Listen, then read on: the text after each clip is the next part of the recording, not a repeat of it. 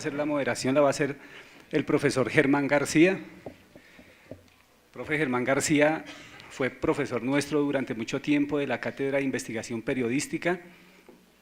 El profesor Germán García tiene una trayectoria importante en periodismo de investigación y periodismo de a diario, asesor de comunicaciones de varios gobiernos municipales y departamentales, y en proceso, creo que tiene un proyecto independiente de periodismo, y lo acompañamos para que nos haga la moderación. Profesor Germán queda con los invitados al debate, y como los hemos escuchado con mucho cuidado, y los unos le han dicho de los otros, como decía esta mañana la profesora Olga, como decía esta mañana el profesor Jorge, pareciera que todos están de acuerdo.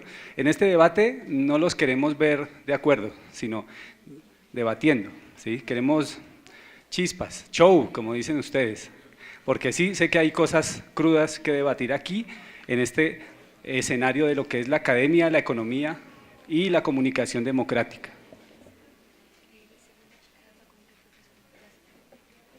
El profe Aguilera salió corriendo, así estará de acalorado el debate, que sin comenzarlo se nos fue. Entonces contamos con los 4 profesores de al frente.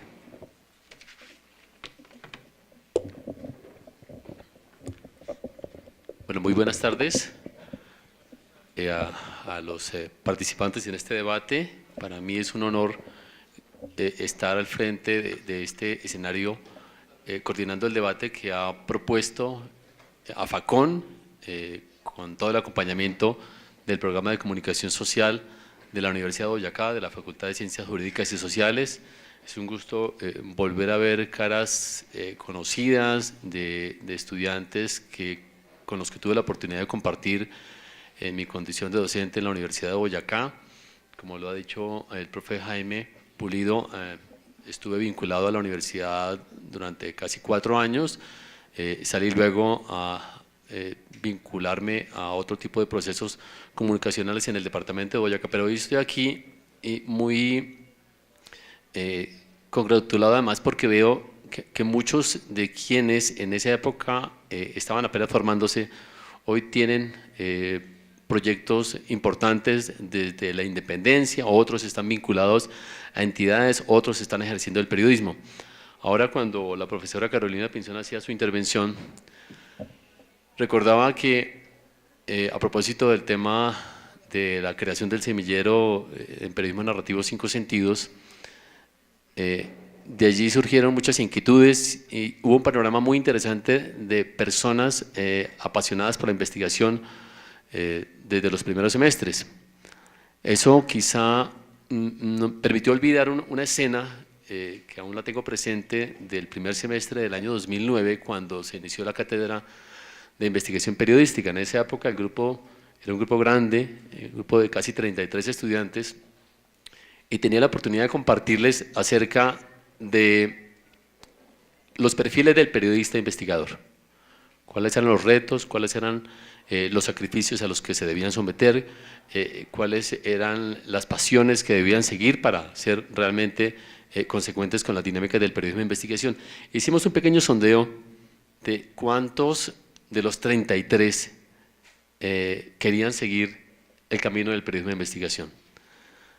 Sorprendentemente, 4 o 5 personas levantaron la mano y adicionalmente, o como resultado de eso, hice un segundo sondeo sobre qué significaba el hecho de que la mayoría quisieran otros destinos. Entonces, lo que se decía en ese momento era que los periodistas o los estudiantes que estaban allí decían: mire, el periodismo de investigación implica mucho sacrificio, yo quiero dedicarme a otra línea de la investigación que resulte menos sacrificada por lo que significa y por lo que representa poner en juego incluso la vida para hacer un ejercicio de esta dinámica. Pero ahora, con la reflexión de la profesora Carolina, lo que escuchamos ayer de los otros expositores que han venido dedicándose a la investigación muchas veces desde la independencia, como la maestra Olga Bear, y como el trabajo que se ha venido haciendo desde Consejo de Redacción, esta organización de periodistas de investigación, podemos ver que hay una sangre nueva, hay una pasión nueva,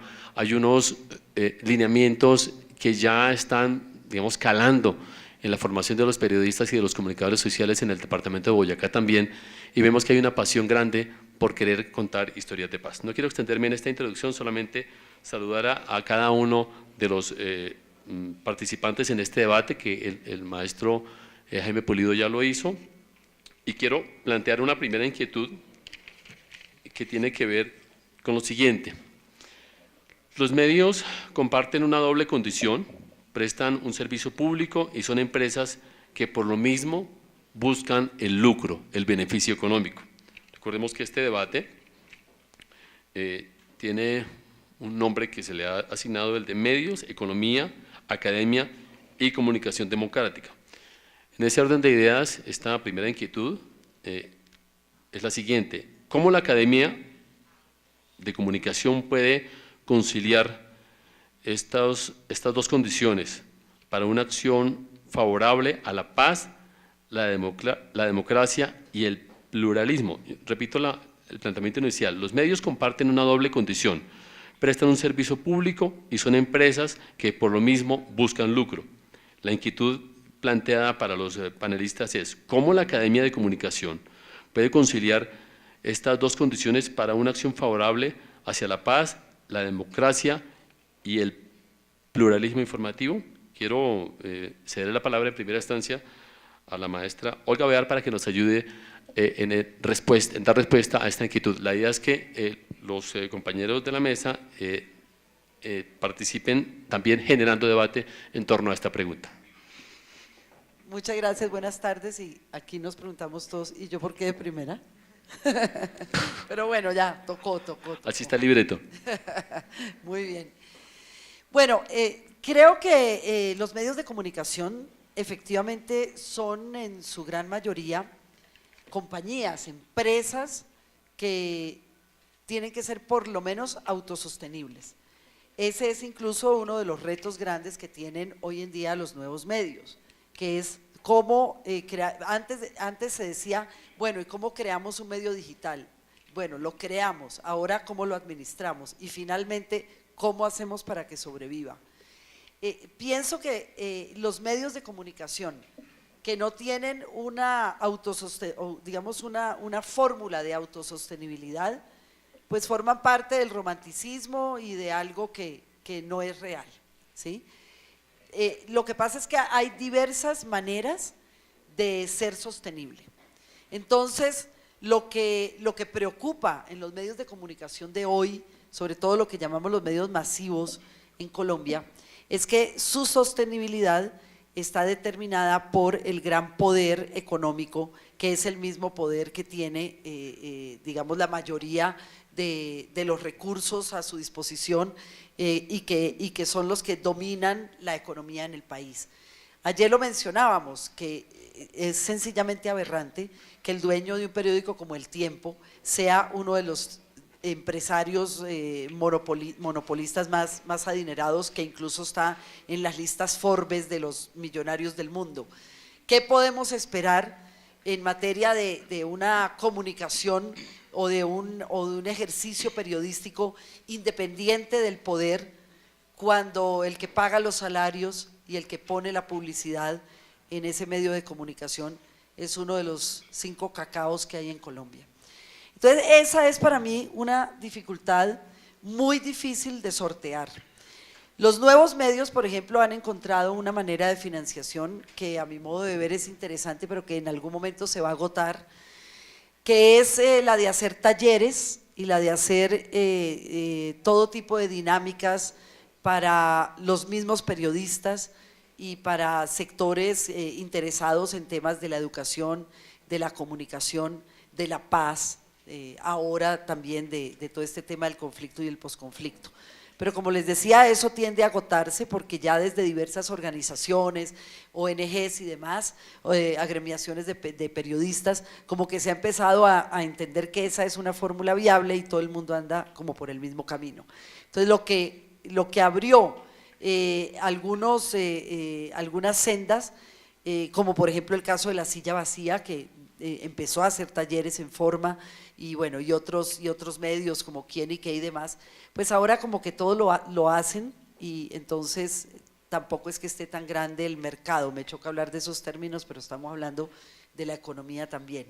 Entonces, simplemente como punto de partida para esta discusión, yo plantearía que, sin querer ser negativa, yo en general soy una persona muy positiva y siempre trato de buscarle el lado bueno hasta a lo peor, pero veo que hay situaciones que podrían ser insalvables en la medida en que los dueños de los grandes medios son los dueños del poder en el país, son los que intentan conservar el statu quo, y no sé hasta dónde, hasta qué punto podrá la sociedad misma exigir un cambio en la forma como estos medios se comportan frente a temas como la paz, la democracia, la solución al conflicto, y cuando sus contenidos están en buena parte encaminados a adormilar a esa sociedad que podría levantarse y exigir un cambio. En muchas ocasiones por las redes sociales leemos una cantidad de comentarios contra RCN, por ejemplo, que es como el más bulliado de todos, y siempre dicen pues cosas tenaces y que cómo es posible y que solo entrevistan a José Obdulio y que miren La Noche y que miren no sé qué. Entonces yo siempre escribo, ¿y para qué lo ven? O sea, me estoy enterando de eso porque ustedes lo están escribiendo, y no voy a abrir esa vaina porque le doy rating, ¿sí? Le doy entradas, le doy clics. Pero mi pregunta es, ¿cuándo será el día que la sociedad se va a poner al frente de decir bloqueemos ese medio de comunicación y no lo veamos? ¿Sí? Y yo creo que eso es producto también de los mismos contenidos que adormilan a una sociedad que no puede despertar cuando le están metiendo un Valium diario de comunicación.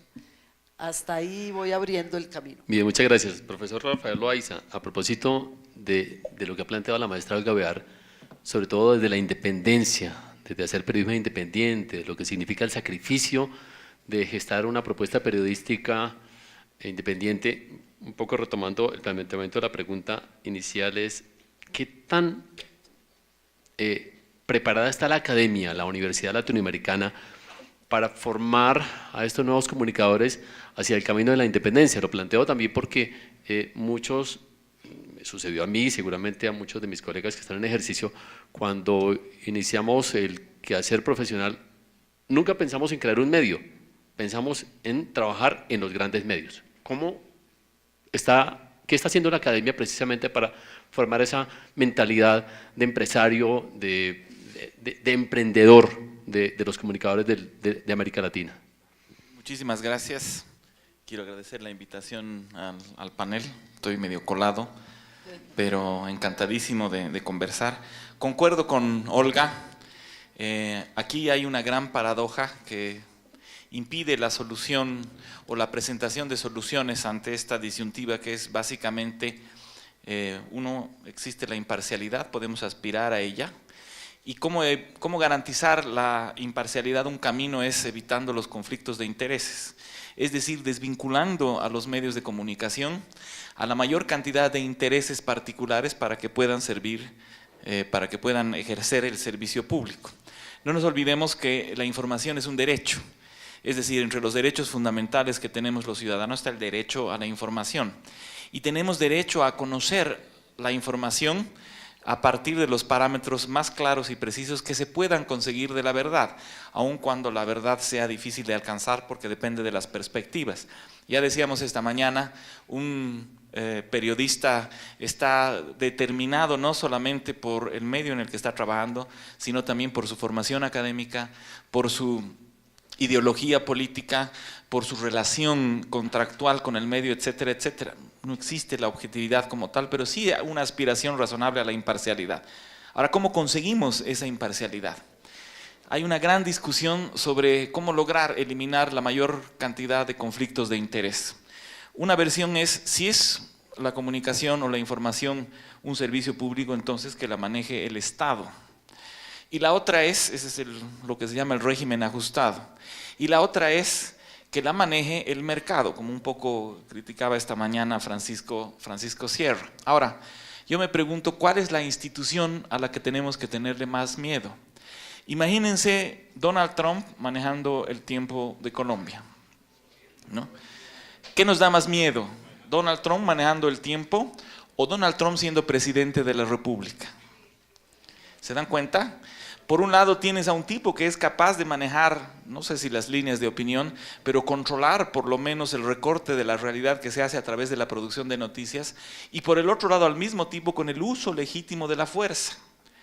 Yo prefiero medios que estén independizados del Estado, porque el Estado es la institución a la que hay que tenerle más miedo, desde el momento en el que tiene el uso legítimo de la fuerza, desde que tiene la función legal de utilizar las armas, que muchas veces, y en la mayoría de los casos, Latinoamérica es una región donde sucede eso, esas armas se van contra la ciudadanía, contra el pueblo, ¿no? Entonces, mi pregunta es, la garantía de la imparcialidad no está necesariamente dada por el ejercicio del periodismo, sino tiene que ver con esta relación hacia los conflictos particulares de interés. El Estado tiene intereses particulares y los medios estatales tienden a ejercer más la propaganda que a propagar el derecho público a la información.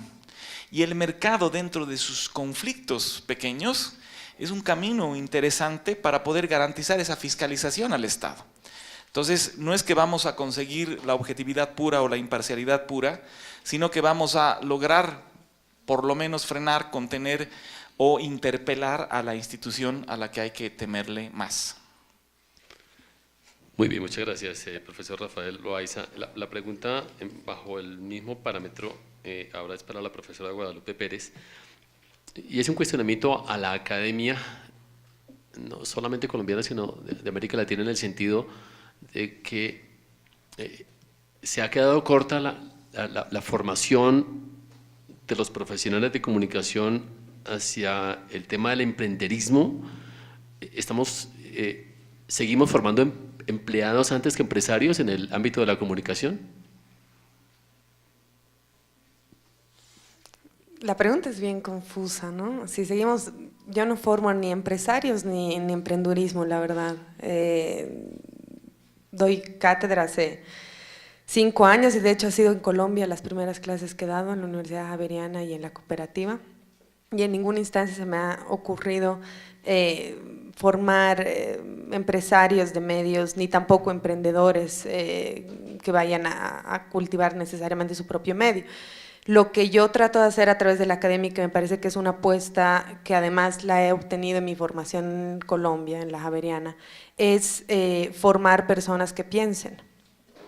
Es decir, formar personas con la capacidad de ser autocríticos y críticos con sus propios contextos, desde un punto de vista analítico, que sepan estar todo el tiempo sedientos de saber entender o explicar qué es lo que hace que ellos actúen como sujetos sociales, qué es lo que hace que la sociedad que los alberga, los contextos que los alberga, funcionen de la manera que funcionan. Es decir, mi rol como docente va a generar mayores impulsos o mecanismos o lógicas, que era lo que ayer comentaba con unos colegas en la cena, lógicas para que los propios estudiantes puedan generar sus reflexiones y puedan pensar con una capacidad mayor de análisis y más aguda sus propias realidades. Y creo que en ese sentido, un poco volviendo a la pregunta que se hacía inicialmente, cómo hacer para emparejar o para trabajar esta cuestión de lo público y el beneficio lucrativo de los medios.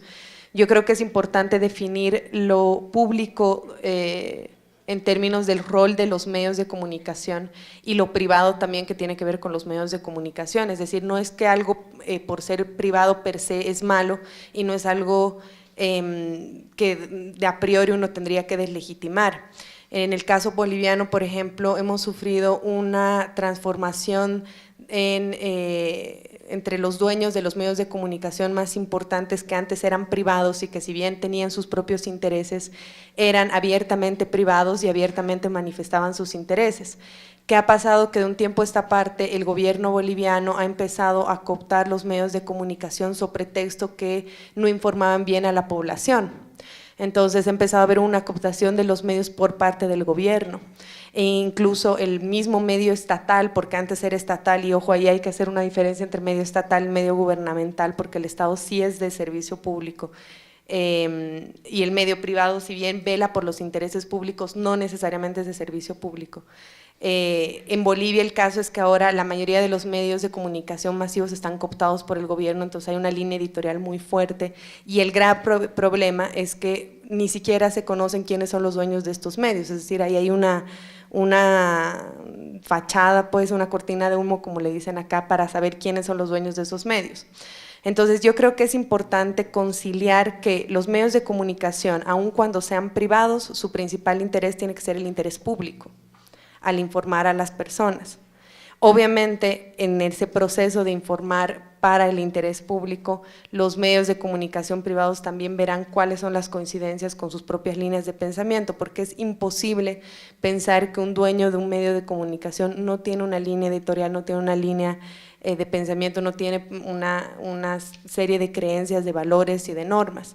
Sin embargo, no son sus ideologías o sus valores o sus normas las que tienen que primar a la hora de saber qué va a poner en el informativo o en el noticiero o en la primera plana, sino lo que tiene que primar es el interés público.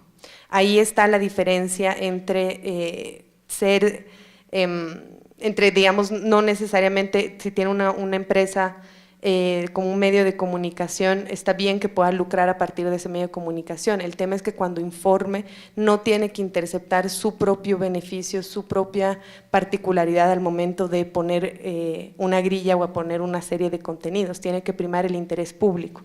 La pregunta que se tienen que hacer ustedes, me parece, como periodistas es: ¿para quién esta información? ¿Para quién estos contenidos? ¿A quién le beneficia? ¿A quién le preocupa? ¿A quién va a ir dirigidos? ¿Esto le importa a la sociedad civil? ¿Esto le va a ser de utilidad a la sociedad civil? ¿Esto le permite a la sociedad entender mejor su contexto, su panorama? ¿O esto le permite enriquecerse más a esta persona? ¿O esto le permite tener más poder a esta persona?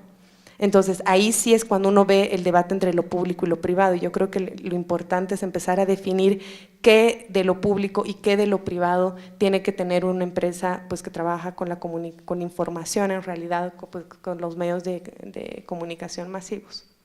Muchas gracias. El turno para el doctor Lisandro Penagos, en relación con cómo la academia o la escuela de comunicación puede conciliar la doble condición de servicio público de los medios de comunicación, pero además de su condición de empresas, para que se dé una condición favorable hacia la paz, la democracia y el pluralismo. Muchas gracias. Tal vez lo primero que diga no le vaya a gustar a la mayoría, ofrezco disculpas de antemano. No recuerdo quién lo dijo, me pueden ayudar con Google de pronto, y no recuerdo porque me molestó profundamente la primera vez que lo leí, y es que los periodistas somos como las putas, cobramos por algo que todo mundo hace gratis: comunicar, informar, hablar, y en ese momento me ofendió muchísimo. Después me puse a pensar que algo de razón le asistía. Primero porque tendemos mucho siempre a buscar culpables y a mirar los medios como unos demonios que son los culpables de toda nuestra situación, cuando culpables somos todos: los medios, los ciudadanos, las facultades, los profesores, los periodistas, los alumnos. Es decir, el ejercicio de mirarnos cada uno podría ayudar a encontrar elementos para que esto cambiara. Una anécdota muy corta con una persona que es amiga y me ha permitido contar esto incluso en un libro. Margarita Londoño era directora del noticiero Notipacífico en Cali, y en un fin de semana el noticiero estaba tranquilo, es decir, tenía noticias frías, no había noticias de sangre, no había noticias de violencia, y comenzó a chasquear los dedos: que pase algo, o sea, no tenemos con qué abrir, no tenemos con qué abrir. Y finalmente llegó la noticia, ¿no? Llamaron que había un accidente en la vía Buga-Cali de un bus, 17 muertos, sobrevivientes apenas 2. Un equipo del noticiero venía de cubrir una válida de motocross, cambió su rumbo, fue y cubrió este evento, y ese fin de semana el noticiero fue espectacular y tuvo un rating altísimo. Y a los 8 días estaba otra vez frío el noticiero. Y ella volvió a pensar y a decir: que pase algo, que pase algo para abrir el noticiero. Y llamó a alguien y efectivamente pasó algo. Un accidente de un bus arrolló un vehículo particular y mató a los 2 ocupantes. Eran su esposo y su hijo de 9 años. Desde ese día salió del noticiero y nunca más ha hecho periodismo. Ha hecho política, ha hecho literatura, ha hecho cualquier cosa, pero no ha vuelto a ser capaz de hacer periodismo. ¿Por qué? ¿Por qué traigo a colación esto? Porque reportare, que es la esencia del reportaje, es ir, ver y contar, y para uno ir, ver y contar, pues no necesita estudiar 10 semestres. La señora más chismosa de por mi casa, ojalá nadie se llame así, doña Amelia, es excelente relatando, es magnífica relatando, ella no estudió comunicación social. Pero resulta que siempre le echamos la culpa a los medios y somos tan amarillistas o tan sensacionalistas también los ciudadanos. Hay un amigo que dice que todo colombiano lleva un paraquito por dentro. Le fascina solucionar los problemas es a las malas, y al ladrón que lo linchen, y al corrupto que lo maten. O sea, somos tan violentos como los violentos, y hay violencias más violentas que las de la sangre. Hay violencias simbólicas, agresiones mucho más tenaces. Es como, hace poco leía que Hitler no hubiera sido posible si los alemanes, en el fondo de su corazón, no tuvieran una resistencia contra los judíos. Pero él llegó como detonante a despertar eso. Hoy hablan mal de Álvaro Uribe Vélez, pero el primer mandato de él exacerbó un sentido patriótico que estaba escondido. Entonces es culpa de todos, yo no creo que sea culpa solamente de los medios de comunicación. Gerardo Reyes, que es el único colombiano que se ha ganado un Pulitzer, que es el premio máximo del periodismo, hizo una investigación acerca de, hay 2 o 3 familias en Latinoamérica que son en cada país las que manejan los medios de comunicación. Entonces pretender que eso vaya a cambiar de un momento a otro, no. Insistirles a ellos en que cambien el negocio no va a ser posible, es que no tiene sentido, pero sí tiene sentido cambiar las lógicas, ¿sí? Y ahora que hay tantas posibilidades, pues de llevar multiplicidad de visiones. Aquí se ha hablado de que no hay objetividad, tampoco hay verdad entonces, hay diversas verdades. Hace 20 años, antes de que, en 25, antes de la Constitución de 1991 en Colombia, llegaron a haber 17 noticieros de televisión y cada uno era de una familia diferente, y TV era de los Pastrana y 24 horas de los Turbay, bueno, no sé, de los Gómez, de Álvaro Gómez y demás, 24 horas era de la familia Turbay, ¿no? Y QAP era de los independientes, y bueno, cada uno al fin y al cabo entregaba una visión de esa realidad. Hoy tenemos 2 realidades y son de 2 grupos económicos, entonces no es, cada uno es la verdad de cada uno de ellos. Creo que esa fascinación morbosa, así no lo dijo Olguita, pero no es tanto de los directores de medios, no es tanto de los directores de medios, es de la gente que consume eso, quien con el control decide qué ver, está upando para que eso siga sucediendo. Vivimos en un país donde el programa de televisión más visto es La Red y la revista más leída es TV y Novelas. Entonces, ¿qué hemos construido? ¿Eso es culpa del público solamente?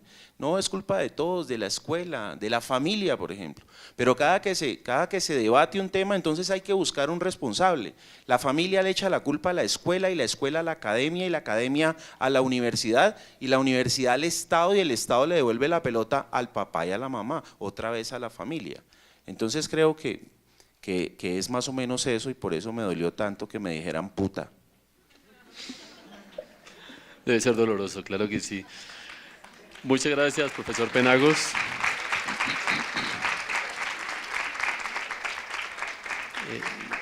Cada uno seguramente tendrá su propia conclusión de lo que han planteado los panelistas.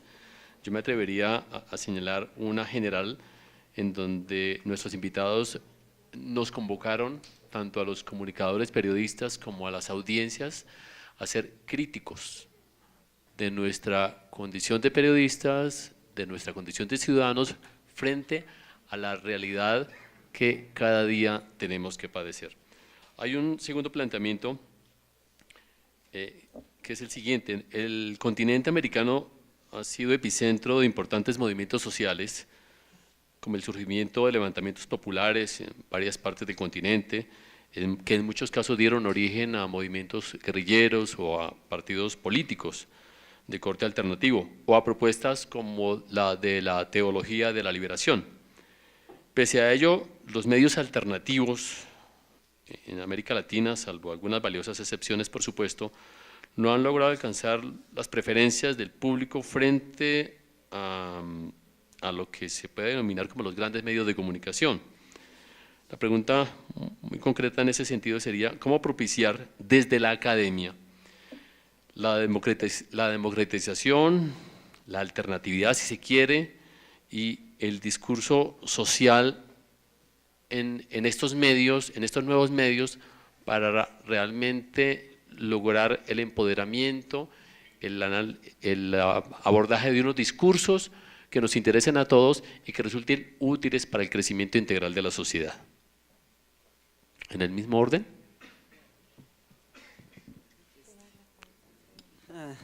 Bueno, creo que ustedes los jóvenes, y aquí uno que otro viejito, nosotros, tenemos el poder en nuestras manos. Se los he dicho a algunos ya por aquí, y se los digo permanentemente a los estudiantes en la universidad y en todos los escenarios en los que tengo la fortuna de interactuar con jóvenes, y no, como les digo, no tan jóvenes también.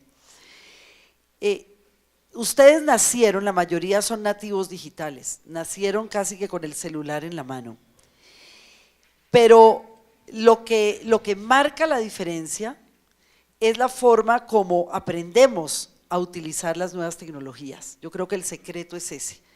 Muchas veces yo en clases le digo a alguno de los estudiantes, bueno, yo voy armando lo conceptual y usted siéntese ahí a mover los chuflis. Los chuflis, que es lo que ustedes aprendieron a hacer desde que eran iletrados, desde que tenían 4 o 5 años. ¿Sí? En realidad, el hecho de que tengamos internet y el hecho de que tengamos nuevos medios y que tengamos la capacidad no solamente de crear nuevos medios, sino también de crear contenidos y simplemente ponerlos en la web, es lo que nos puede dar el poder y la fortaleza para construir nuevos contenidos que sean más acordes con la construcción al mismo tiempo de democracia. Porque ya hemos hablado de cuál es la democracia que tenemos, ¿no? Algunos hablan de la democracia imperfecta, otros hablan, incluso han llegado a hablar de si el país es viable o no, democracia restringida, dice la mayoría. Lo cierto es que nosotros tenemos ahora la capacidad de ser los actores y los constructores de la democracia y de abrir espacios para la creación de contenidos que sean ahí sí de interés público. Yo, para retomar algo de lo dicho anteriormente, pues no estoy muy segura de que una de las funciones o una de las misiones de los medios de comunicación sean prestar un servicio público. No sé, yo no estoy muy segura de eso, sobre todo cuando estamos hablando de que son empresas, sean estatales o sean privadas. Yo creo que estamos en la obligación de generar contenidos que sean de interés público, pero que prestemos un servicio público, así como ayer decía, que tengamos la misión de educar. Creo que es bastante romántico plantearlo y no sé si los demás aquí estarán de acuerdo. Pero lo cierto es que las nuevas tecnologías han abierto una llave espectacular y en medio de toda la basura que hay en internet y en medio de toda la basura que producimos todos los días, empezando por las fotos que veo siempre, y les digo a mis estudiantes, vístanse por favor antes de tomarse la foto, porque es que salen con centímetros de ropa y metros de piel. Entonces, vístanse, dejen de publicar bobadas, utilícenlo como les dé la gana, porque es que también esperan a veces de uno que siempre diga cosas inteligentes y a veces queremos decir alguna barbaridad. Pero digamos que eso sea la excepción, que lo principal sea que aprendamos a utilizar estas herramientas para comunicarnos con los demás, para hacer, además, conseguir un efecto multiplicador. Yo les quiero decir que el día martes de la semana pasada, que me pareció una cosa aterradora, cuando a las 6 de la tarde me llama un profesor de la universidad que sabe mucho de todas estas cosas modernas, de todos estos chuflis y de todas estas modernidades, y me dice, abre Twitter. Y le dije, ¿para qué? Hoy eres trend topic. Dije, ¿qué? Yo, que no tengo sino 3.000 seguidores, porque no tengo esos Ks y millones y toda esa cosa, porque no tuiteo con mucha frecuencia. Yo soy hoy trend topic en Colombia, no, debe ser Santiago Uribe. Bueno, yo era trend topic ese día. Cuando nos fuimos a mirar las cifras, 4 millones de personas habían interactuado con el nombre Olga Bear ese día. Durante como 11 horas fui trend topic, más o menos el tiempo en que uno está despierto. Y yo quedé perpleja. En un momento dado me asusté, porque desde que empecé a tener el conflicto con estos sujetos, he intentado tener un bajo perfil. Y de repente 4 millones de personas en menos de medio día tenían que ver conmigo. En una primera instancia me aterró. Y después lo que me aterró más todavía fue el sentido de responsabilidad. Si 4 millones de personas tienen una relación conmigo en un día, tengo una responsabilidad inmensa, tengo que decir cosas coherentes, sensatas, éticas, cero viscerales, comprometidas con el país, formativas. ¿Algo le pasa a esto? ¿Aló? Que sean formativas, que construyan incluso contenidos hacia la paz y la reconciliación. No puedo yo ponerme a decir, ¡ay, qué maravilla! Detuvieron al criminal, asucemos la guerra, vámonos con toda contra… ¿Me entienden? Entendí que tengo una misión terrible, ¿sí? Y que a través de una simple tecnología como lo es el Twitter, porque es muy sencilla en realidad, puedo comunicarme con 4 millones de personas en un solo día. Muchas más de las que ven a Laura Acuña cuando sale, es así también con centímetros de ropa y metros de piel, a decir pendejadas por las mañanas en un informativo, bueno, informativo no, en un programa de variedades en RCN. Entonces, creo que esa es nuestra gran responsabilidad, que no sabemos. O sea, yo desde hace varios años entiendo el potencial, pero recién el martes pasado descubrí su inmensidad y no solo la responsabilidad, sino las posibilidades que tenemos de utilizar estas nuevas tecnologías para construir, no para destruir. Muchísimas gracias. A ver, yo creo que uno de los grandes problemas que tenemos en el siglo XXI es esta concepción calamitosa de la realidad, donde parecería que todos los valores sociales se han perdido, donde estamos dominados por manos invisibles que nos dominan, que nos someten y que nos sojuzgan. Yo pienso que las personas, los individuos, tienen la capacidad de emanciparse de todas estas contrariedades que está poniendo al frente la sociedad. Es decir, tendemos a pensar que la comunicación está dominada por el capital, además por un solo capital, por 3 personas. Y nos olvidamos que hay una infinidad de periodistas que han puesto por delante su conciencia y su ética profesional, que han trabajado en los medios de comunicación más importantes, que los consideramos partes de estos oligopolios, y que han hecho prevalecer su condición de periodistas por encima de la condición de empresarios de los propietarios de esos medios. Olga, por ejemplo, Rubén Darío, por ejemplo. No se olviden, un periódico en Estados Unidos ha puesto de rodillas al hombre más poderoso del planeta. En el caso de Watergate, el Washington Post ha publicado una serie de artículos que ponían en aprietos a un presidente de un país superpoderoso. Entonces, no es que todo está perdido, no es que estamos limitados, no es que nos están sometiendo, depende de cada uno. Y es la actitud de cada uno respecto a estos intereses contractuales, ideológicos, políticos, lo que hace verdaderamente la diferencia. Olga es un ejemplo extraordinario de esa capacidad de hacer la diferencia, de buscar la verdad a cualquier precio, aun cuando el precio que se fuera a pagar sea la propia vida. En este escenario donde la responsabilidad de conseguir la libertad de expresión, de poder conceder el derecho a la información, nuestras constituciones están plagadas en Latinoamérica de la inscripción de que la información es un derecho. Cuando pagamos nuestros impuestos tenemos derecho a saber qué hacen los gobernantes con nuestros impuestos. Tenemos derecho a saber cuándo se roban la plata, tenemos derecho a saber cuándo no están utilizando bien los recursos. Yo sí creo que el periodismo, no los medios de comunicación, son instituciones de servicio público, porque están atendiendo ese derecho, están fiscalizando, porque no hay otra instancia que pueda fiscalizar los derechos del ciudadano frente al Estado, sino los medios de comunicación.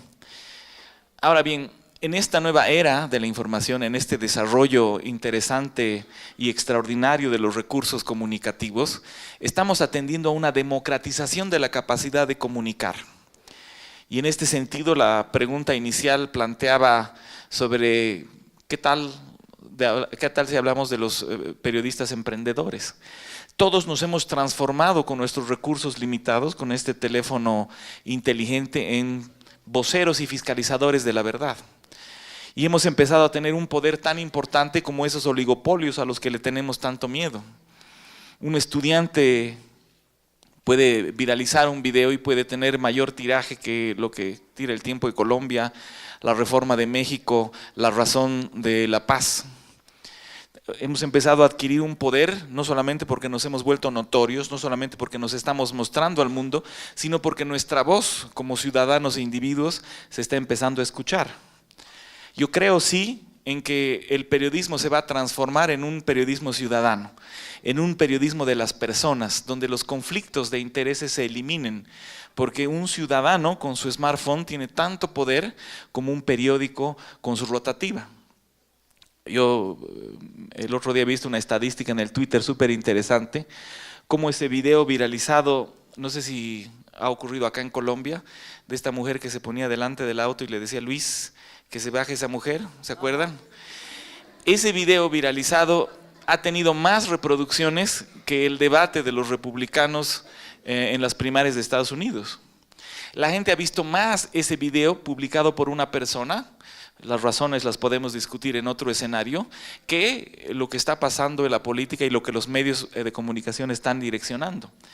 Eso significa que tenemos un poder que todavía no lo estamos administrando bien, y lo vamos a administrar bien en la medida en que seamos conscientes que ahora los sujetos de la información, de entregar este servicio público, somos los ciudadanos y que tenemos esa responsabilidad. Hace poco en Bolivia pasó, un joven estaba en su auto y un coronel comandante de la policía estaba por detrás. El coronel cometió una infracción, el chico le sacó una fotografía, el coronel se bajó, le dio una paliza al muchacho y hubiera pasado a la impunidad por el poder que tiene, de no ser del poder de las redes sociales. Él publicó el video, la fotografía, y el coronel fue castigado porque la moral pública se atenazó alrededor de los derechos de un individuo. Y fíjense que ese joven no es dueño de un medio de comunicación, no es ministro de Estado, no tiene sino el poder de poder ser visible a través de las redes sociales.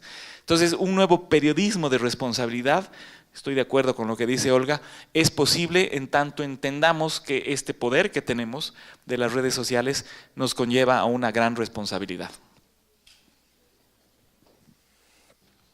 Bien, yo creo que si hablamos de la democratización a través de la academia, algo que tenemos que empezar a pensar es en este concepto que mencionaba Rafael en la mañana, sobre lo que es la comunicación.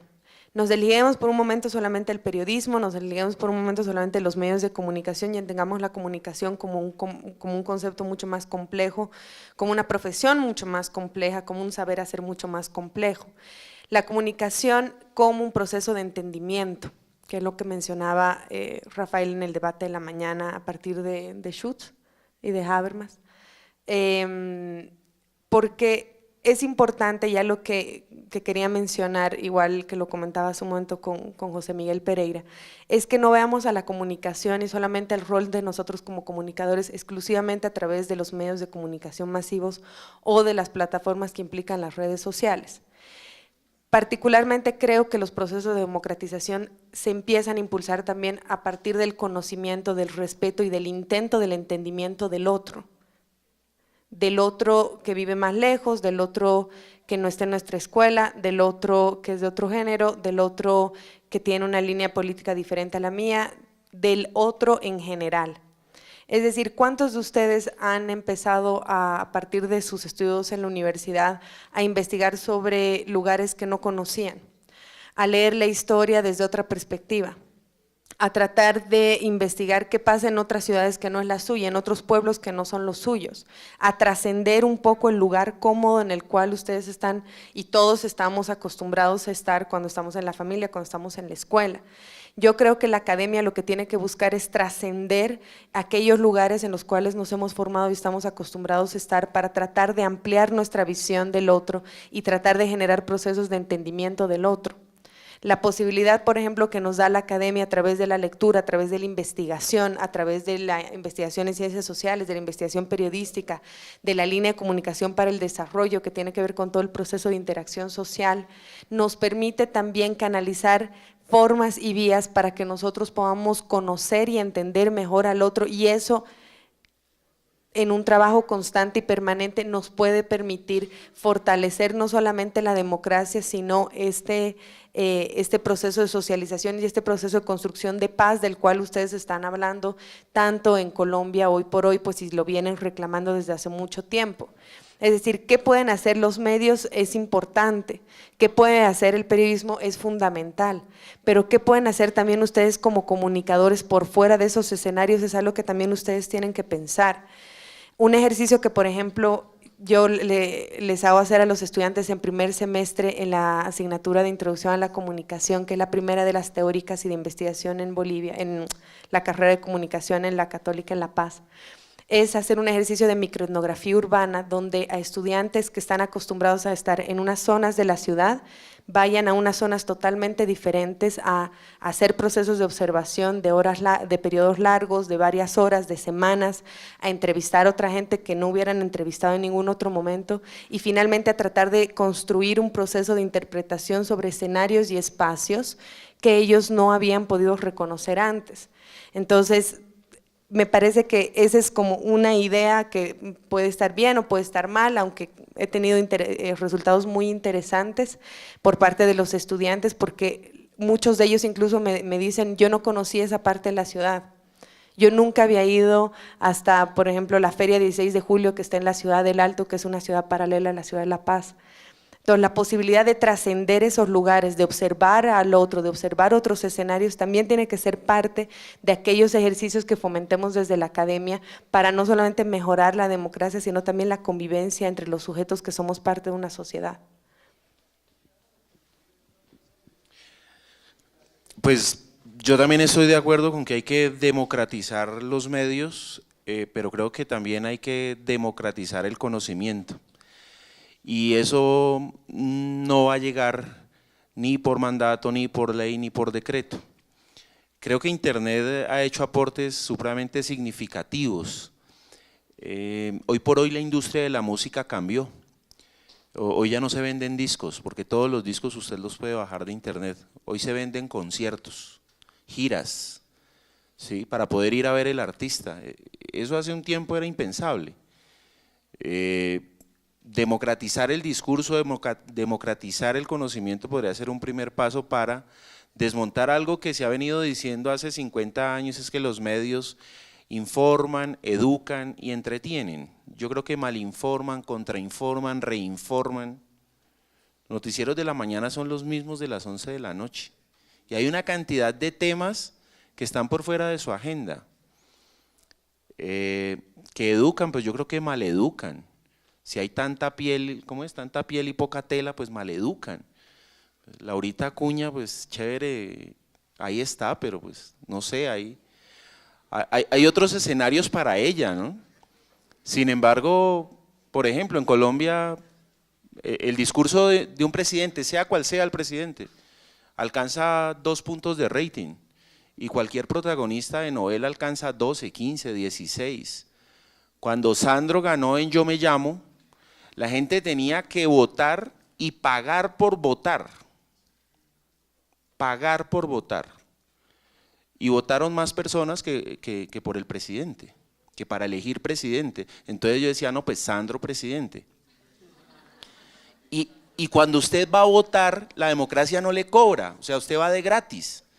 Pero allí había que pagar para poder votar. Entonces creo, y aquí sí pues voy a debatir un toquecito con Olguita, yo sí creo que es un servicio público, tan importante como el agua, como la energía, como el alcantarillado, como que te recojan la basura, ¿sí?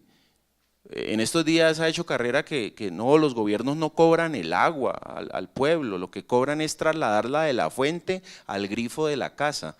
Entonces digamos que la televisión, que es el medio de mayor penetración en Colombia, donde el 98% de los colombianos, de los hogares en Colombia, que están estimados como en 15 millones y algo, casi 16 millones de hogares, se informan sobre todo con la televisión, no con la prensa, ya no con la radio, pocos con internet, sino con la televisión. O sea, salvo los Nucac Macú y un par de comunidades o un par de frentes guerrilleros, todo el mundo ve televisión y se crea su imagen de realidad mediática a partir de la televisión.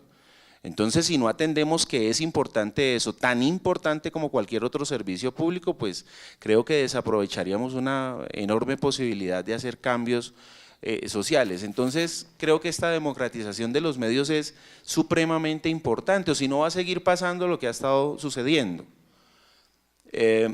Advierto que yo no soy…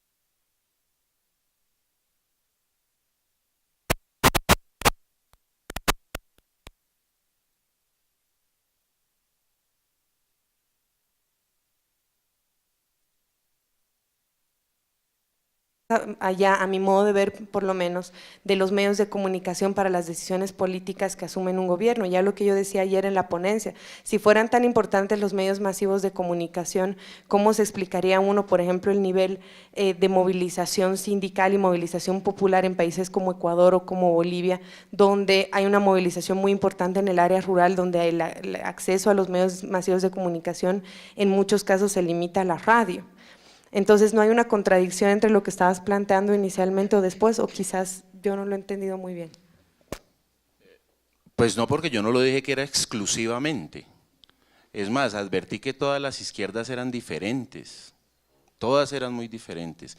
Entonces, la responsabilidad no es absolutamente de los medios, pero sí operan como el aparato, como la caja de resonancia de la línea ideológica que se esté trabajando. Yo creo que es más difícil en un país dominado solamente por unos medios que pertenecen a X o Y poder, poder hacer transformaciones y cambios. Yo creo que eso es interesante. A mí me parece interesante lo que Rafael Correa en Ecuador ha planteado, ¿sí? Cuando digo, de los 12 canales que habían en Ecuador, 9 estaban en manos privadas, Me parece que eso es interesante y creo que no corresponde solamente a los grandes medios de comunicación. Es que aquí de pronto tenemos referentes, porque hablamos para Colombia tal vez, de hablar de RCN y de Caracol, pero los modelos centralistas que utilizan RCN y Caracol se repican en las regiones, en chiquito, en pequeñito, en el local, en el regional. Creamos nuestros propios Jotamaritos, nuestros propios Pachequitos, nuestras propias Glorias de Valencia de Castaño, etcétera. O sea, nos creamos nuestros propios personajes. Entonces copiamos el modelo y no creamos modelos propios. Y así es muy complicado. O sea, cuando un canal regional se atreve a hacer, por ejemplo, un reality, no tiene ni el músculo financiero ni el músculo tecnológico para hacer eso. Alguien aquí planteaba el video wall.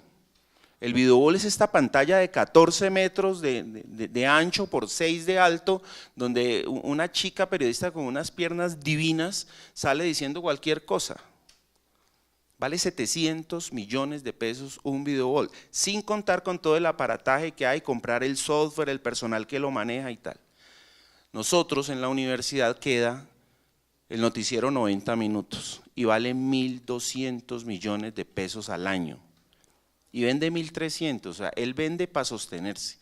Y ese video, con un video wall de esos podría sostenerse 6 meses o 7 meses. ¿Qué hace entonces un noticiero regional? Hace un chroma key, un fondo de una pantalla verde y recorda el personaje. No, no es imitar, imitar sin plata es pobreza.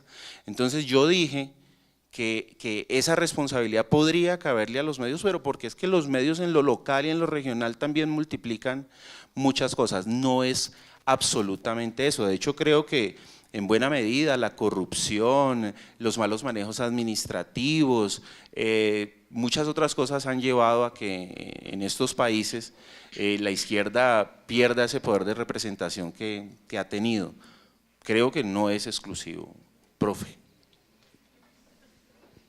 Bueno, muchísimas gracias por estas intervenciones. Yo de manera arbitraria saqué algunas conclusiones de este segundo bloque de intervenciones. La primera que tiene que ver con que la nueva generación de comunicadores sociales y periodistas en Colombia deben ser constructores precisamente de la democracia, que vamos hacia el camino, yo creo que ya estamos ahí de manera evidente, hacia el camino del periodismo hecho por los ciudadanos, que es importante tanto la democratización de los medios de comunicación como la democratización del conocimiento, es fundamental y es esencial en este ejercicio. Y algo que es también esencial que se ha planteado por parte de los expositores es la democratización de las miradas a través de ver, de oír, de sentir otras realidades diferentes a las cotidianas. Es un poco salir de esa maqueta que nos ha impuesto la proximidad, la cercanía, la dependencia con los medios masivos de comunicación, siempre las mismas fuentes, siempre los mismos lugares, siempre los mismos escenarios, siempre los mismos contextos. Vamos a una tercera intervención, una tercera pregunta que tiene que ver con lo siguiente. La profesora Carolina Pinzón, que expuso hace un momento en este escenario, se preguntó sobre la conveniencia de que los medios de comunicación tengan una agenda de paz, independiente de la agenda de los señores de la guerra. ¿Es válido entonces pensar en que los medios tengan su propia agenda de paz? ¿Cómo debería construirse esa agenda? ¿Quién se anima? Bueno, antes de contestarla, solo una precisión. No es que yo no considere que los medios de comunicación deban digamos, constituirse en un servicio público. Lo que considero es que en la realidad eso no sucede.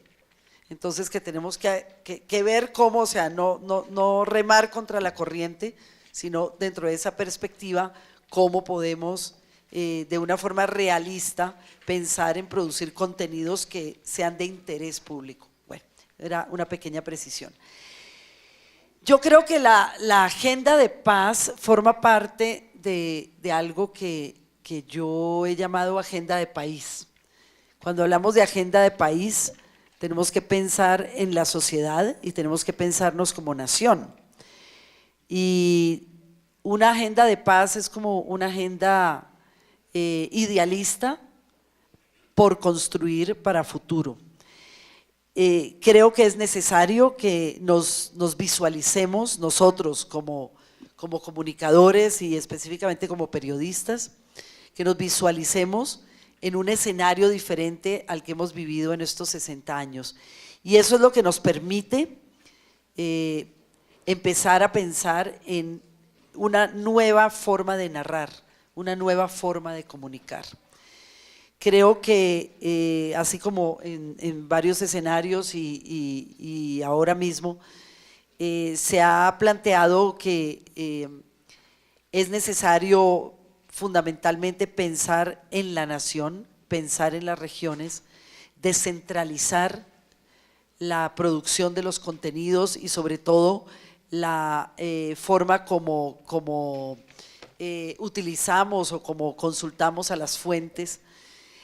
También es necesario que empecemos a pensar en una nueva forma de contar nuestro país, que incluso construyamos un léxico diferente, porque va a ser imposible empezar a entender la necesidad de respetar al otro, de respetar la diferencia, de compartir un mismo sitio, tanto geográfico como emocional.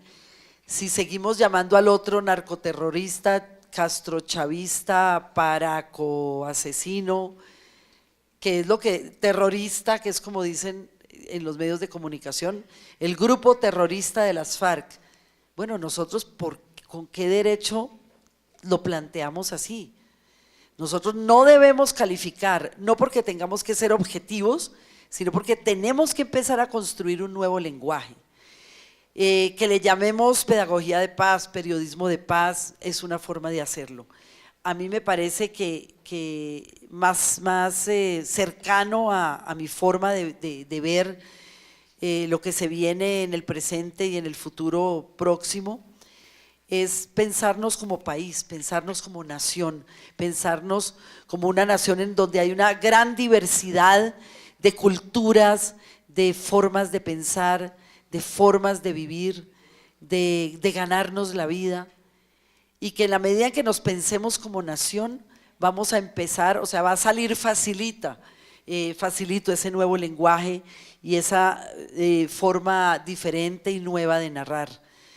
Creo que se han ido ganando pequeñas batallas, todos los días una pequeñísima batalla. Hay, por ejemplo, momentos en los cuales en los grandes medios, algunos periodistas que son bien buenos, les puedo mencionar una periodista que trabaja en Caracol que se llama Marcela Pulido. Mis respetos a esa periodista porque da sus batallas bien duras adentro del canal. para poder hacer este periodismo cercano a la gente, honesto, transparente. Y creo que tenemos mucho que aprender de varios de esos periodistas que incluso, como les digo, están adentro de los medios de comunicación.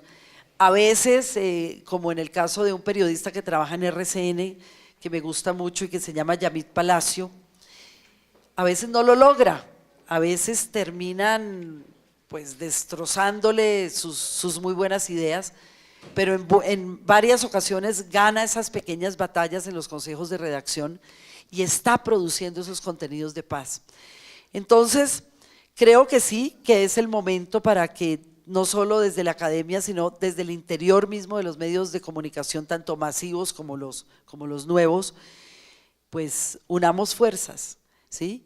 Y creo que eso lo agradece y lo entiende la opinión pública o bueno, la ciudadanía que tiene acceso a estas informaciones construidas con rigurosidad y con una forma de pensar diferente. Muchísimas gracias, me adscribo a la misma tendencia y quisiera hacer un apunte antes de responder a la pregunta sobre el rol de la comunicación en la articulación de una conciencia de paz en la sociedad. Tendemos a darle mucha importancia a los medios, a veces por sus efectos y a veces por sus defectos. Es decir, por ejemplo, nos quejamos de los noticiarios porque son sensacionalistas, porque muestran mucha sangre, porque hacen recortes interesados de la realidad, etcétera, etcétera, etcétera. Pero después nos quejamos cuando las personas están mirando telenovelas y no están mirando los noticiarios. Las telenovelas son un espacio de evasión sumamente importante en la sociedad y a mí me parece que está bien que veamos Café con aroma de mujer, Pasión de gavilanes, El patrón del mal, etcétera, etcétera, porque son momentos en los que uno se está escapando de la realidad y no significa huyendo o yéndose a otro lado. Fíjense, hace unos 3 años ha habido una investigación sobre los parámetros para medir la felicidad en los países. Y los países más felices no son necesariamente los países donde hay menor cantidad de problemas económicos o sociales. Uno de los países más felices del mundo es Brasil. Hacen un indicador para medir el grado de felicidad, conformidad con el estatus de vida, acceso a los servicios básicos, posibilidades para los hijos, etcétera, etcétera. Y el Brasil es feliz no porque tenga la mejor economía del mundo, porque no la tiene, no porque haya eliminado las diferencias raciales, porque no lo ha hecho, sino porque juega fútbol y baila el carnaval. Es decir, la sociedad es un espacio donde no solamente uno tiene que estar estresado sobre las contingencias del Estado y el bien común, sino también la felicidad individual. Hace unos 3 o 4 meses nos visitó en Bolivia, en la Universidad Católica, un cineasta colombiano, no me acuerdo el nombre lamentablemente, y él había producido una película que se llama Buenaventura, Mon Amour, sobre esta ciudad Buenaventura, que es la ciudad, según él, la más violenta ciudad en Colombia, donde hay la más concentración de pobreza en Colombia. Y él decía, todos los días morían personas en esa ciudad, salvo el día que había la fiesta del pueblo. Cuando todo el mundo estaba celebrando, cuando todo el mundo estaba festejando, los procesos de integración se producen con más crudeza. Cuando la gente está divagando, estresándose, aparece más la violencia. Entonces, no denostemos esos espacios de evasión social que sirven para que nos descarguemos la cotidianidad, la fiesta, la telenovela, el fútbol, son espacios donde podemos desahogar inclusive nuestros defectos y lograr una armonía de integración. Ahora, los medios de comunicación no necesariamente tienen que estar estresando a la sociedad sobre noticias de interés público, sobre lo que está haciendo el Estado, sobre lo que están haciendo nuestros impuestos. Parte de su rol también es lograr que la sociedad pueda recibir este confort, esta posibilidad de reír, esta posibilidad de llorar, esta posibilidad de festejar, esta posibilidad de generar alegría. Todos los latinoamericanos, particularmente los bolivianos, ustedes, los argentinos y los brasileños mucho menos, pero siempre estamos pendientes de lo que hace nuestra selección cuando está jugando fútbol. A nosotros nos va súper mal, estamos al final de la cadena alimenticia. Pero cuando sucede, ocurre el fenómeno de la armonización de la felicidad. Un día llegó a Bolivia Maradona, de director técnico, con Messi, Mascherano, Agüero y todas las estrellas mundiales a jugar contra Bolivia. Cuando estábamos yendo al estadio, todos nos decían, nos van a tirar una paliza fenomenal, ¿no es verdad? Muchos bolivianos fueron con sus camisetas argentinas porque dicen, yo voy a ir a ver a Messi, hasta sacaban el acento argentino. Ese partido terminó 6-1 a favor de Bolivia. No sé qué pasó, el milagro, la mano de Dios. Otras veces hemos perdido en la altura, así que la altura no es necesariamente la razón. Pero festejamos. Y no es que el fútbol es una manera de anestesiar a la sociedad, es una manera también de construir integración. Y mi punto es que los medios de comunicación también tienen esa responsabilidad. Y la paz se va a conseguir en la medida en que las sociedades empiecen a tener más ciudadanos felices. Y la felicidad no significa la plata. La felicidad significa la integración, significa la familia, significa el orgullo de pertenecer, significa la celebración de la cultura. Así que en resumen a la pregunta, la responsabilidad que tenemos los comunicadores para el proceso de la paz es generar estos mecanismos abiertos que produzcan integración, que no solamente produzcan fiscalización, sino que además produzcan felicidad, que produzcan entretenimiento. Bien, yo creo que para armar una agenda de paz estoy muy en la misma línea de Olga y definitivamente la misma línea que Rafael. Creo que una agenda de paz para Colombia debería empezarse a construir con 3 puntos fundamentales. El primer punto de la agenda mediática tendría que empezar a desarrollar contenidos que permitan entender con mayor profundidad el conflicto que ha atravesado Colombia, con mayor intensidad en los últimos 60 años, sin embargo, es un conflicto que data prácticamente desde la creación misma de la República Colombiana. Si no, sería difícil entender lo que ha pasado en el siglo XIX y inicios del siglo XX. Entonces, por un lado, se podría establecer una serie de contenidos que permitan profundizar, mejorar la contextualización, los actores. ¿Qué pasaba? Por ejemplo, hubo una exposición muy interesante en el Museo Nacional de Arte el 2010 que se llamó 200 años de libertad, donde por ejemplo se empezaba a expresar las idiosincrasias de las regiones de donde habían sido cultivadas. Por ejemplo, esta idea de que los pastusos son personas que tienen menor capacidad para reaccionar rápido y todo eso, fue un invento en realidad de los republicanos para deslegitimar a los pastusos, porque los pastusos fueron los únicos que se resistieron a los republicanos para tratar de mantener una autonomía indígena en su organización política y social. Entonces, por ejemplo, una de las líneas que me parece importante en la Agenda para la Paz es profundizar en los contextos históricos, sociales que han hecho al conflicto colombiano, pero no al conflicto de hoy, de los 2000, de lo que pasó en Habana recientemente, de lo que pasó con el intento pues, de un acuerdo de paz en el gobierno de Pastrana, sino tal vez ir un poco más allá, ir a las raíces también del conflicto, a los actores centrales, a la historia que nos permite también entender el presente. Esa para mí sería una línea clave en la agenda de paz. La otra segunda línea, y en realidad la segunda y la tercera, tienen mucho que ver con lo que planteaba Rafael hace un momento. Yo soy una persona que he estado vinculada desde, y Olga lo sabe bien porque es amiga de mi mamá, he estado vinculada con Colombia desde toda la vida, a pesar de que soy boliviana. El primer gran viaje que hizo mi familia fue a Colombia, además en el 93, cuando mataron a Pablo Escobar, yo estaba aquí en Colombia, tenía 7 años, estaba en Santa Marta. Mejor dicho, nosotros nos trajeron a Colombia constantemente, uno de los platos más importantes en mi casa es el ajiaco, los huevos pericos se hacen cada sábado.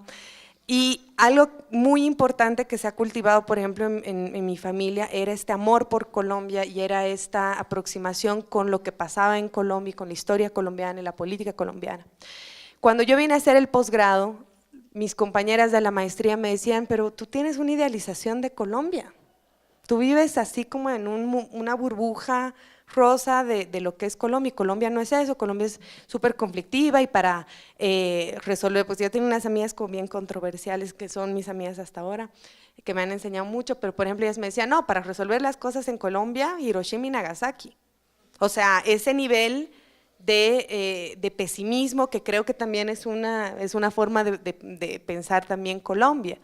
Y Colombia, el tema es que me parece que a veces, y con todo el respeto lo digo porque amo este país y de verdad lo amo desde que soy niña, le cuesta mucho verse en perspectiva y le cuesta mucho también ver las grandes cosas que hace Colombia. Colombia es un país que tiene un premio Nobel, Colombia es un país que tiene artistas que han ganado el Grammy, Colombia es un país que tiene ahorita el mejor ciclista del mundo, Colombia tiene a la campeona olímpica de judo. Colombia produce permanentemente las líneas de pensamiento más importantes en ciencias sociales, particularmente en comunicación y periodismo. La tendencia del periodismo en América Latina la ha marcado Colombia. La tendencia en el pensamiento latinoamericano en comunicación la ha marcado Colombia. Los debates académicos, o sea, en los debates académicos, ustedes vayan a cualquier país del mundo y si hay un colombiano, todas las personas destacan la participación del colombiano, porque el colombiano que sale afuera además se destaca. Entonces, ¿cómo no en la agenda de paz destacar también lo que es Colombia en perspectiva más allá del tema del conflicto?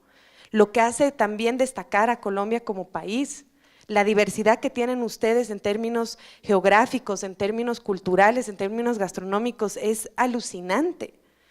Y cómo no también ver esas cosas que destacan a Colombia.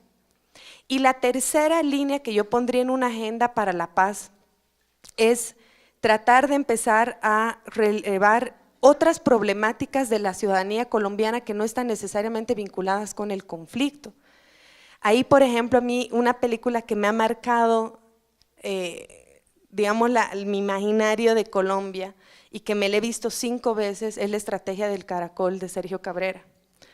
Porque es magnífica, porque por primera vez, o bueno, no mentiras, no creo que sea por primera vez, pero una de las pocas veces que yo veía un producto audiovisual colombiano que no era ni el narcoterrorismo, ni el narcotráfico, ni la guerrilla, ni los o sea, era el conflicto de unos vecinos porque les iban a tumbar la casa.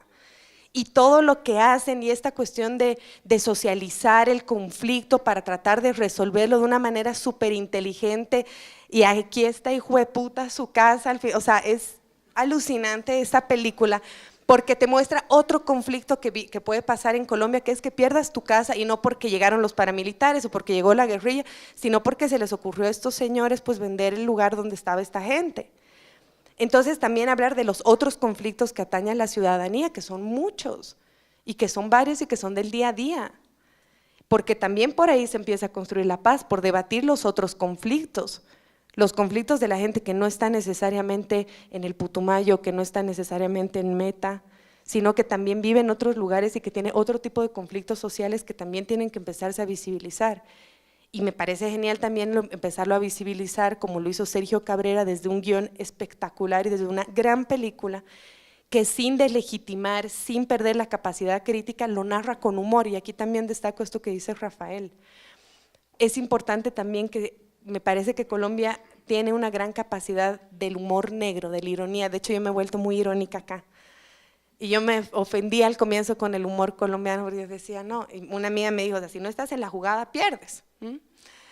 Entonces ahí tocaba como ser muy, muy irónico. Y también me decían, es que nosotros, pues si no nos reímos de nosotros mismos, lloramos. Entonces, ¿qué hacemos? Entonces, ¿por qué no utilizar, por ejemplo, esa capacidad suya para reírse también de ciertas cosas, para tratar de construir productos y contenidos mediáticos que permitan con un humor, que permitan con otro tipo de formatos, hablar de otro tipo de conflictos que también han atravesado la sociedad colombiana y que no tienen que ver necesariamente con el conflicto armado? Me parece que esas serían 3 posibilidades de poder construir una agenda de paz y poder construir además un nuevo imaginario dentro de Colombia y fuera de Colombia de lo que es este hermoso país. Creo que esa sería una posibilidad. Bueno, muchas gracias. Yo creo que nos vamos poniendo de acuerdo. Yo desconfío muchísimo de que en estos momentos estemos hablando de agenda de paz. Duramos 50 años y nos dijeron que estábamos en guerra. Y ahora estamos arrancando y nos están diciendo que estamos en paz. que vamos a estar en paz, que cambiemos la agenda, que cambiemos la forma de narrar. Richard Kapuczynski fue considerado el mejor reportero del siglo XX, era un corresponsal de guerra polaco, creo, era Kapuczynski. Y una vez en la Feria del Libro de Bogotá, dijo, estaba hospedado en el Hotel Tequendama, hablaba muy bien el español y dijo, en el transcurso del recorrido no vi tanques, no vi soldados, no vi ruinas humeantes, no cayeron bombas, había comida, en las cafeterías había gente riéndose, niños en las calles, la ciudad estaba tranquila. Y me dijeron, vas para Colombia, ese país está en guerra. Entonces nos dijeron 50 años, están en guerra. Y ahorita nos están diciendo, están en paz. Están construyendo ya de alguna manera una agenda, no la están construyendo. Cuando estábamos en guerra, por ejemplo, los accidentes de tránsito en un año mataban más gente que el conflicto armado interno en Colombia, alrededor de 6.000 al año. Hablar de los muertos, de las víctimas en estadística es una cosa pues deplorable, pero creo que eso sirve para dar cuenta de la agenda que teníamos antes de. Una agenda de paz, si es que hay que hablar de agenda de paz, también supondría, por ejemplo, que hasta el periodismo deportivo cambie su agenda. Los periodistas deportivos se ponen la camiseta de la Selección Colombia y el cubrimiento que hacen es ¿cuánto va a quedar? Y le ponen el micrófono al fulano para que diga 10-0, 5-0.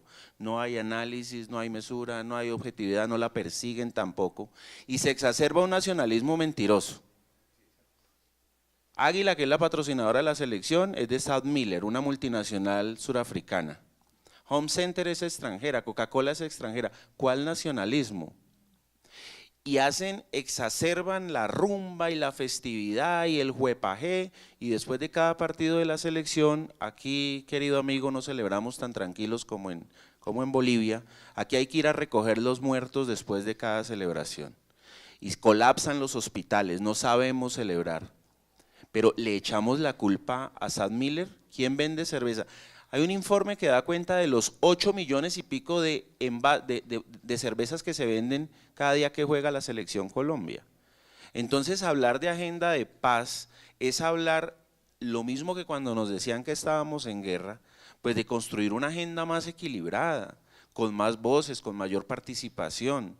Pero no es que a partir de la firma de los diálogos, estos que están en La Habana, de la firma de los acuerdos, Colombia va a ser un paraíso. Van a seguir robando celulares, atracando gente, los borrachos van a seguir cometiendo lo que cometen. Yo creo que si hubo Bacrin, ahorita va a haber Farcrim y pues bandas criminales y violencia, otras formas de violencia. Entonces lo que hay es que aprender a contarlas como no las contamos en la guerra o en ese episodio que le dijimos guerra, pues tampoco ahora. Cuando tú proponías que había que revisar la historia de Colombia, uno claramente ve la participación de los medios de comunicación en Colombia en cada uno de los estadios de lo que es el conflicto, para no hablar de guerra.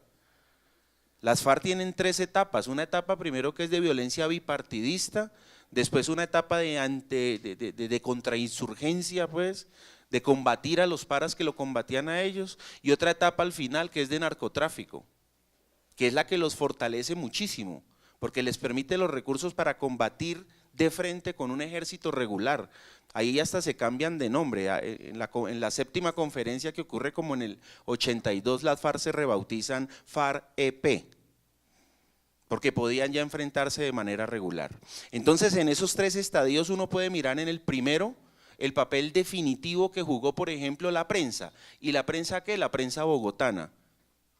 Para que un periódico llegara, por ejemplo, de Bogotá a Tuluá, en el corazón del valle, pasaban 3 días.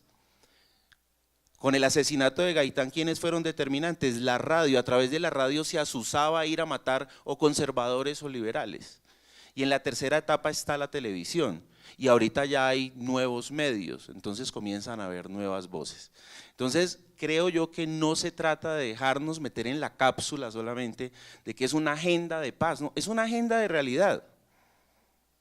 Aquí creo yo van a seguir eventos, hechos, sucesos y acontecimientos de violencia, y no podemos dejarnos llevar por ese canto de las sirenas, pues, no podemos dejarnos llevar por eso, es que no, estamos en paz. Sí, muy importante que se negocie y se solucione con un actor armado que ha sido determinante en este país, por supuesto que sí. Uno pensaría, todo el dinero que a Colombia le cuesta o le ha costado combatir las FARC, ¿por qué no lo utilizamos en otros menesteres? Pero resulta que nos están diciendo, no, es que el posconflicto va a costar más plata. Entonces, nos estamos dejando llevar por una construcción a partir de ¿qué? De lo que nos están diciendo que es. O sea, estábamos en guerra, ahora estamos en paz. Yo no creo que debamos dejar solamente ahí como tan superficial eso, sino que la construcción de la agenda va mucho más allá de decir que estamos en paz.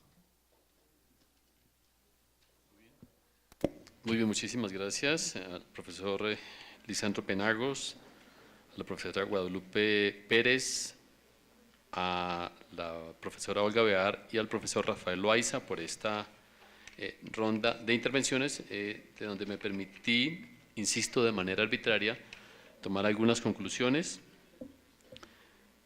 Agenda de país para pensarnos como sociedad y como nación es un ejercicio en el que nos proponen debemos avanzar. Tenemos que visualizarnos más allá de la guerra y acudir a una nueva forma de narrar nuestra realidad. La agenda debe contener contenidos o proponer contenidos que aporten a la felicidad, desarrollar contenidos que permitan entender los orígenes de nuestros conflictos, todos de manera integral, conflicto social, cultural, ambiental, político.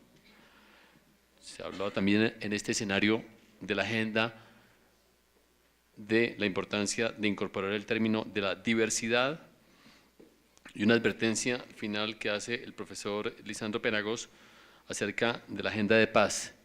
¿Nos están construyendo la agenda de paz? Una pregunta que él deja en el ambiente. Muchas gracias a ellos por intervenir en este panel Medios, Economía, Academia, Comunicación y Democracia en el marco de este congreso de la Asociación Colombiana de Facultades de Comunicación Social en Colombia. Profesor Jaime, no sé si hay una sesión de preguntas. No. Okay.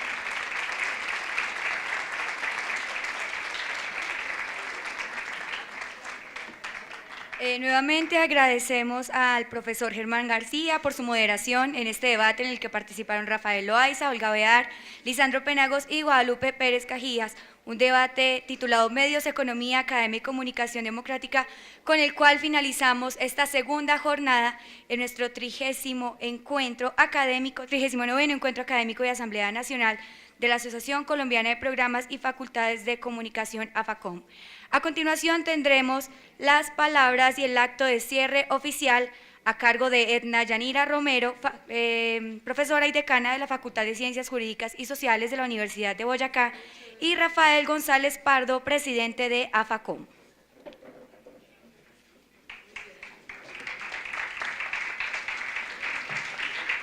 Buenas tardes. En nombre de las directivas de la Universidad de Boyacá, su presidente, el doctor Osmar Correal Cabral, la señora rectora, la doctora Rosita Cuervo Palleras, y de todos nuestros estudiantes y profesores y egresados del programa de comunicación social, queremos extender una felicitación a la Asociación Colombiana de Facultades y Programas de Comunicación por estos importantes espacios para la reflexión, para el encuentro.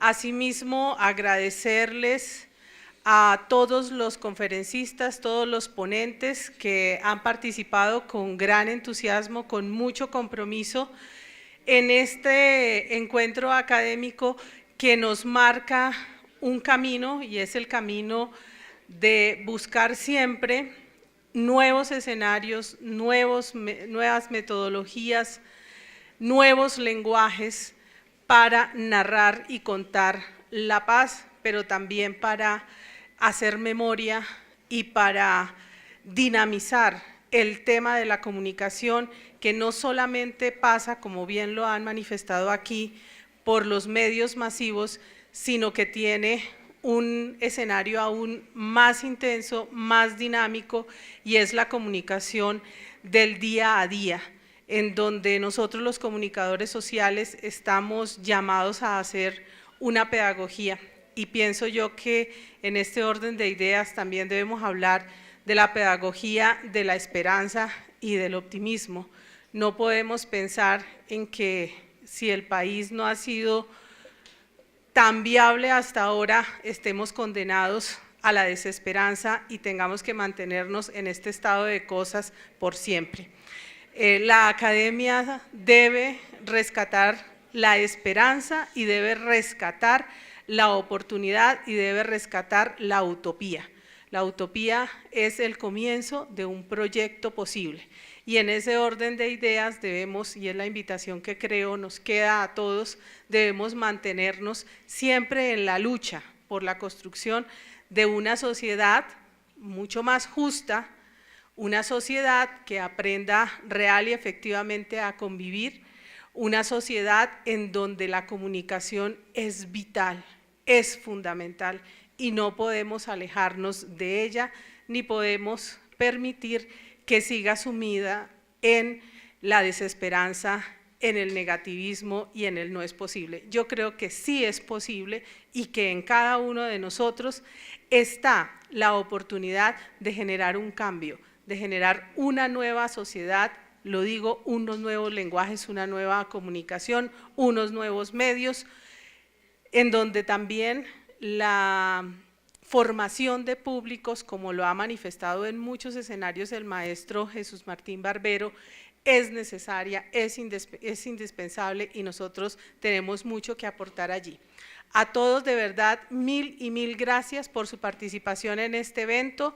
Les reitero, la Universidad de Boyacá es su casa, siempre bienvenidos a esta alma mater. A todos mil gracias.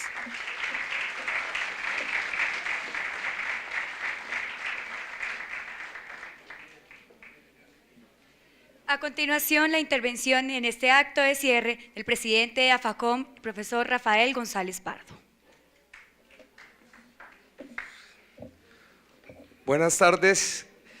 Hace 2 días llegamos a esta bella ciudad y a esta bella universidad con el reto de sentarnos a dialogar sobre este importante tema. Yo creo que lo primero que queda aquí es un gran compromiso para las facultades y para las organizaciones que estamos trabajando en pro de la formación de comunicadores sociales y periodistas en este país y en Latinoamérica. Yo primero quiero agradecer a la Universidad de Boyacá, la doctora Nayaira, a Jaime, por su hospitalidad, por el compromiso, agradecer a todo el equipo de logística de la universidad, a los estudiantes, a los profesores, porque desde que llegamos aquí a esta universidad sentimos el compromiso que asumieron con este encuentro académico. De verdad yo quiero que ustedes se den un aplauso porque fue un gran compromiso por parte de ustedes como Universidad de Boyacá. Por otro lado, quiero agradecer a todos los profesores y conferencistas invitados, Rafael, Guadalupe, muchas gracias, a la Olga, Jorge, y todos los profesores que nos acompañaron, agradecer a Vox, a CIESPAL, al CLAEP y a las diferentes organizaciones que hoy estuvieron apoyando este evento. Yo creo que nos queda un reto importante y es el trabajo colaborativo. De aquí no podemos seguir mirando que cada organización esté trabajando por su lado. Hoy lo que nos encontramos fue que tenemos muchas cosas en común y muchos proyectos en común que tenemos que empezar a trabajar de la mano. Lo decía el día de ayer, de aquí queda un gran reto para FACOM, que es lograr vincular más a los estudiantes.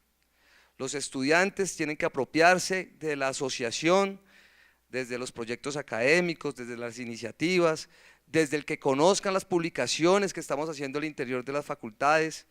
Hace poco creamos una sección en el website nuestro que se llama Hablemos de Libros, precisamente porque uno de los análisis que hacemos es que muchas de esas investigaciones y publicaciones se quedan en las bibliotecas de las universidades. Entonces nada mejor que sean los mismos autores que cuenten de una manera más vivencial cuál fue ese proceso para que los enamoren a ustedes a que lean esas publicaciones. Entonces, para Facón quedará ese reto importante de revivir también el trabajo, de colaborar, apoyar para que el trabajo asociativo y de red de estudiantes surja nuevamente. Acá hubo importantes asociaciones de estudiantes como ASEX, también FELEX también, en la Federación Latinoamericana, que hoy ya no están. Entonces ustedes, muchachos que están también aquí apostándole a esta hermosa carrera, apuéstenle también a trabajar desde el trabajo en red, que dialoguen con otras regiones. Tenemos que salirnos de esa mirada centralizada y empezar a mirar desde la región. Aquí hay mucho por contar. Miremos nomás el documental que ustedes que estuvieron nominados a los premios India Catalina en esta universidad.